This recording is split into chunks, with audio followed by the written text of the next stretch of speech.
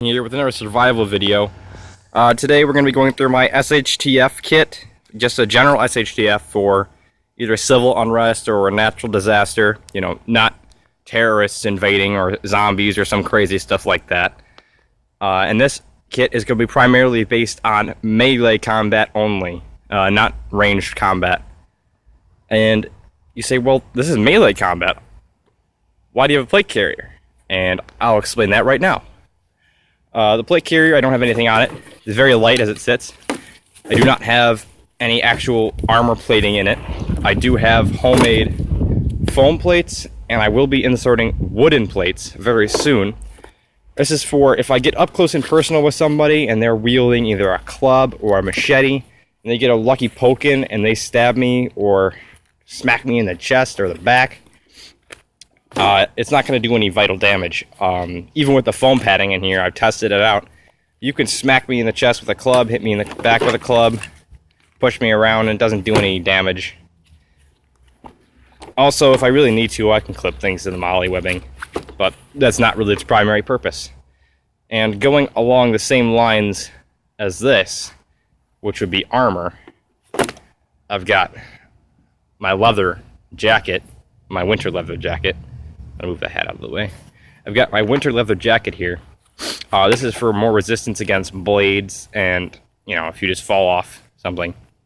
Not particularly high, but, you know, you get a scrape and you don't have the proper medication or antibiotics to treat it, you get infected and you could lose a limb. Anything can happen. Moving on back to the right, I've got my just standard med kit. This is only a backup. I do not have nearly as much stuff in here as I should. I'm missing quite a few things. I've got mainly in here bandages and gauze. Just gets open a little hard. There we go. Bandages, gauze, scissors, marking tools, tape. Oh, yeah. And this mini flashlight. This is also in case I do get separated from my main bag, which has most of these things in it. This flashlight's not the best, but it'll get you going. Another thing about flashlights, to me, flashlights are one of the most important things to have in one of these situations, even if it's not dark out, because you don't know when you're going to be moving into a dimly lit part of a building or just a dimly lit building in general, and your eyes haven't quite adjusted yet, and you need to see right now. I've also got this pair of knee pads. They're kind of falling apart. I'm getting a new one in soon. Just ordered them off Amazon. These are for another, not necessarily armor per se, but protection all the same. You're kneeling on rocks, kneeling on nails, kneeling on screws, you're going to cut yourself, and it's going to hurt a lot. And every little wound counts. This is more armor. This is not an actual Mitch helmet. This is or M-I-C-H. This is a Mitch 2000 replica helmet. This was about $60. This is not a cheap helmet. I've thrown this thing against rocks, thrown it against trees, hit it with my clubs. It's not even marks, you know. And if you could prevent yourself from getting concussions or head injuries, do it. You know, it doesn't matter how you look. It's a armor situation. Protect yourself. And there's no such thing as tactical in the apocalypse. I've got just my standard sunglasses. These are also polarized. I've just got a ball cap with mesh on the back, breathability. It's not necessarily essential gear, but it's something I like to have. This is very important to me. These are my binoculars. Very good binoculars, probably about $150. These, you know, you can get up on buildings. You definitely scan the area around you before you go ahead and move along. You don't want to run into anybody that looks a little shady. You know, if you spot somebody shady, pick a better path. And if you absolutely have to go in, do it. But be careful. Make sure you're armed. Here, I've got more protection. It's also helped with a lot of other things. A good pair of gloves, carbon fiber knuckles, not fake carbon fiber, real carbon fiber. They do have a ceramic coating over the carbon fiber, but it is carbon fiber, I assure you. They're not knockoff gloves. These are actually name brand, not Oakley's. And here, this is my EDC knife. This is a knife I carry around with me every day. About every day, not to school or anywhere else for that anywhere else like that. This is not a very great knife, but it is one of the better folders I have. I don't have a lot of money, so I got to keep it budget-minded. This is M-Tech knife. Good knives for anybody that's looking for a good EDC folder on a budget. I've got just a quick clip here in case I have to hook anything on there. Before I get to the rest of my bag, go over my main blade melee weapon. This is my Cold Steel Royal Kukri Machete. That's the full name. You can just call it Kukri. People call it Gurkha knives, whatever. It's all the same. It's got a weighted blade, good for slashing. I don't like thrusting weapons. Like, you gotta thrust, you kind of telegraph your moves, in my opinion. You keep it moving, you know. Don't just stand there and put your all into one swing. You miss, and then you're screwed, you know. Moving on to my main bag. This, you seen it sticking out. What the hell is in there? This is my great-grandfather's billy club. This is my secondary melee weapon, or something I can give somebody in my party to use.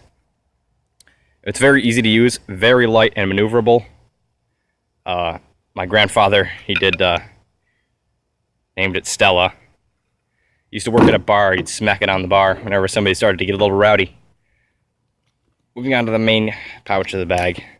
Nothing much in here, just a change of clothes and my Shemagh.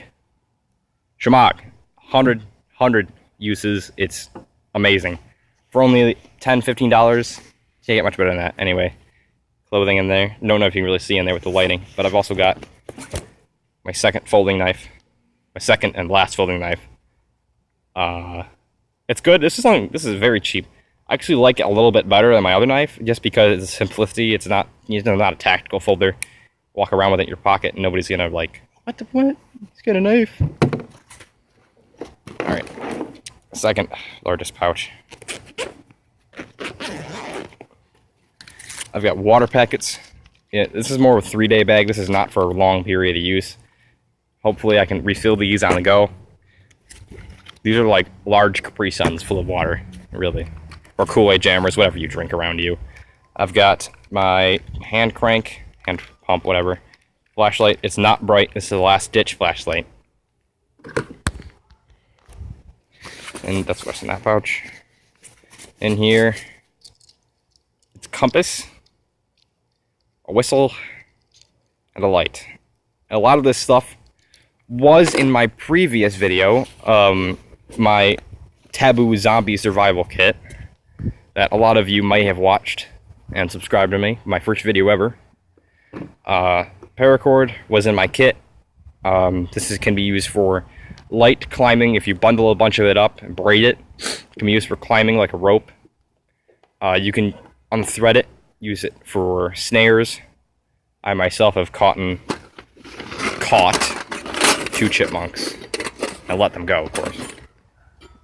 Alright, here I've got a standard mess kit.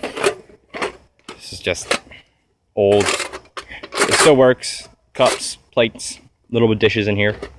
You can cook in it. Boil water with fire, of course. And this is my main medical pouch. Main medical pouch, pair of scissors, ace bandage in here in case I'm stupid, sprain my ankle or my wrist, or somebody in my party does something that hinders their movement. Rubber gloves for handling hazardous material. I've got my gentle paper, medical tape. Hold some of that stuff on there. Gauze pads. Band-Aid brand bandages. And Boy Scout knife for cutting the gauze or shaping it to however I need it. And I've got painter's masks, dust masks. Those are important to me because if you're moving into a building that's full of debris, you don't necessarily, you don't want to catch asbestos cancer in the middle of an apocalypse. There aren't exactly people to help with that. Or people willing to help with that, for that matter.